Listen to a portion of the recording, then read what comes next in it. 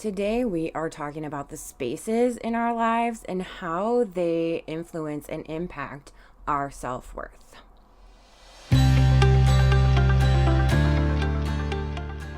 Welcome back to your Emotional Support Podcast. I am your host, Noelle Rizzio, and it is late August in the Midwest, and it is gorgeous outside, so I have my windows open. So if you hear a little background noise, it is because I could not stand this stuffed up house anymore. So just appreciate that I am sitting here in a beautiful breezy room in my house in late August. Anyway, today we are talking about environmental wholeness. It's not just the room you're in, but the emotional and energetic space around you. Okay, we're diving into how your environment affects your self-worth and why you deserve spaces where you can be fully, authentically you. So let's be honest, you can't heal in a space that makes you hide who you really are. Okay, you can't heal, you can't grow either. Okay, so what is environmental wholeness? I talk about this in my book. It's one of my 7 levels that I go through, and this one is super important. And I do preface in my book that I am a white woman, cisgender.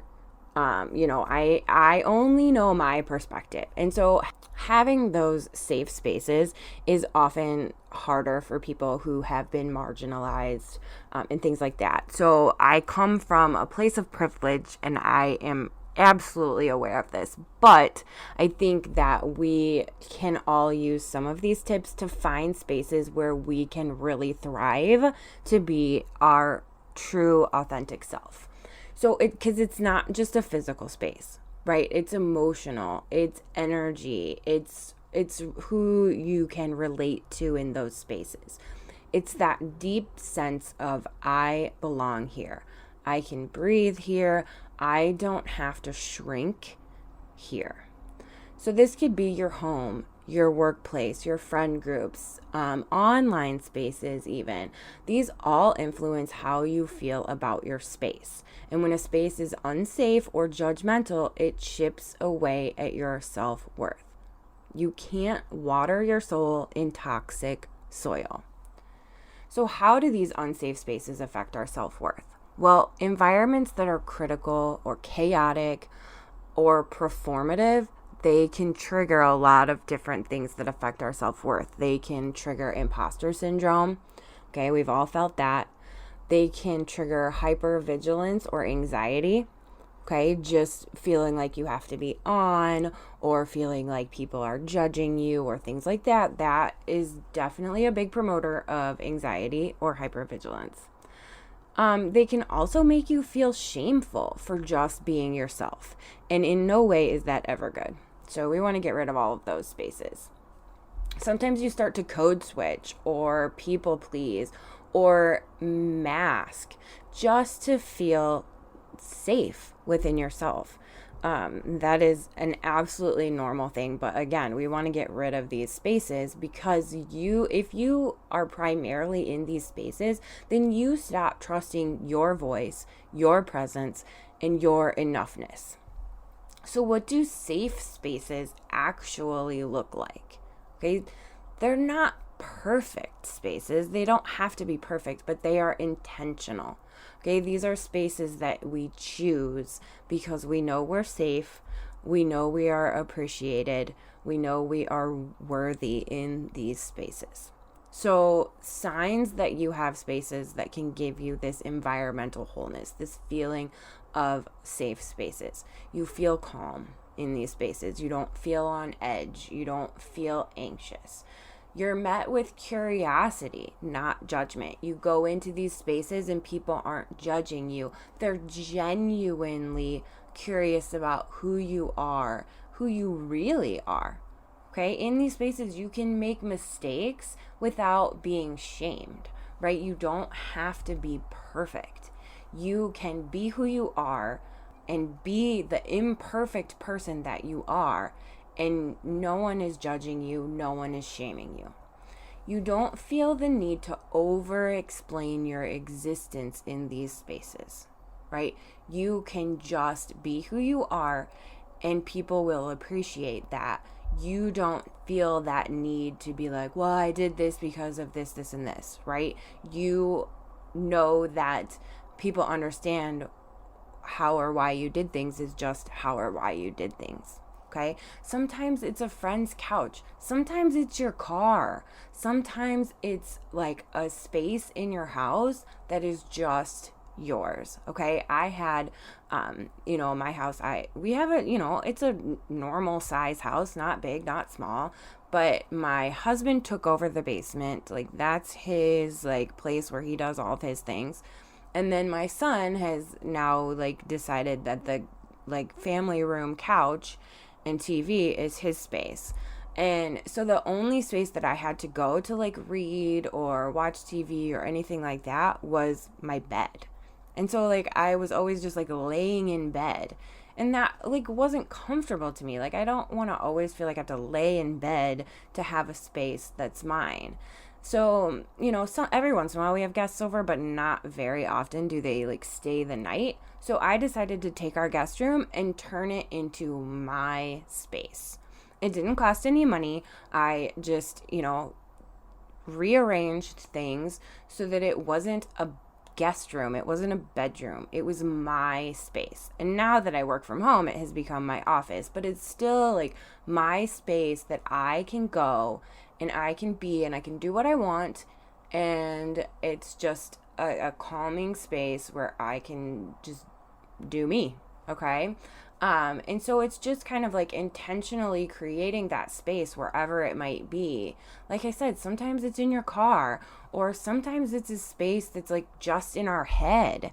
I talk about in my book about meditation and kind of like having that space that you, like the last space where you felt really relaxed and comfortable in yourself, and just kind of like going and meditating and visualize that space and get yourself there, even if it's just for like 5-10 minutes, just to have that space that is entirely yours and that you can go to. You can reach that place whenever you need to. Crazy meeting at work, you're mad afterwards. This used to happen to me all the time when I was working in the school. Is I would go to a meeting and I would be so frustrated because my voice wasn't heard.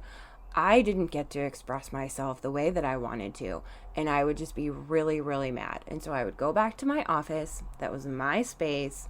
I would shut my door and I would just kind of zen out and go to that place in my mind where I was the most relaxed and the most myself. And it doesn't take away what happened. It doesn't take away that I'm frustrated about those things that happened, but it does kind of bring me down a few notches so that I don't want to go in and yell at my boss and tell him exactly how I feel and put my 2 weeks notice in.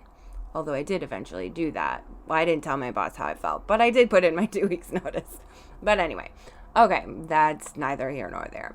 Okay, so how do we find or create that space, right? Ask yourself, where do I feel most like myself? Again, going back to where was the last time that I felt the most relaxed or the most myself? And then you need to curate that space.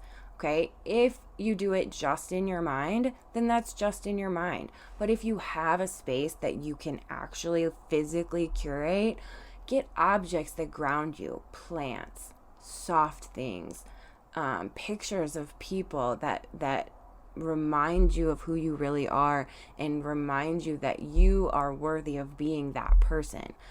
Put colors in there that brighten you up, okay? Make sure that that space has boundaries that protect your energy, okay? If you need to be able to close the door and not let people in, you should be able to do that, okay?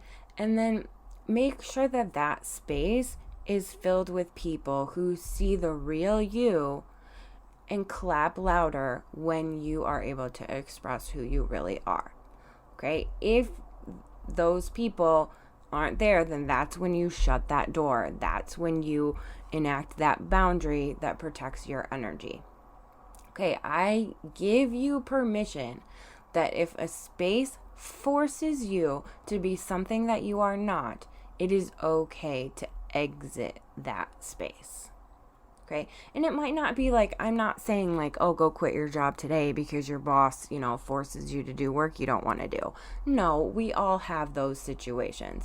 But if there is a space in your life that is forcing you to be a false version of yourself, maybe ask yourself, how can I quietly exit this space in a way that doesn't disrupt my whole life? Okay, because you don't want to cause more harm to yourself, but you do want to, fix that space to be somewhere where you feel okay. All right, so our wrap up. And this is your today's reminder that you didn't ask for, but you definitely need. You deserve spaces that honor who you are, not just spaces for survival. Okay, you deserve those spaces. So here's your challenge for this week.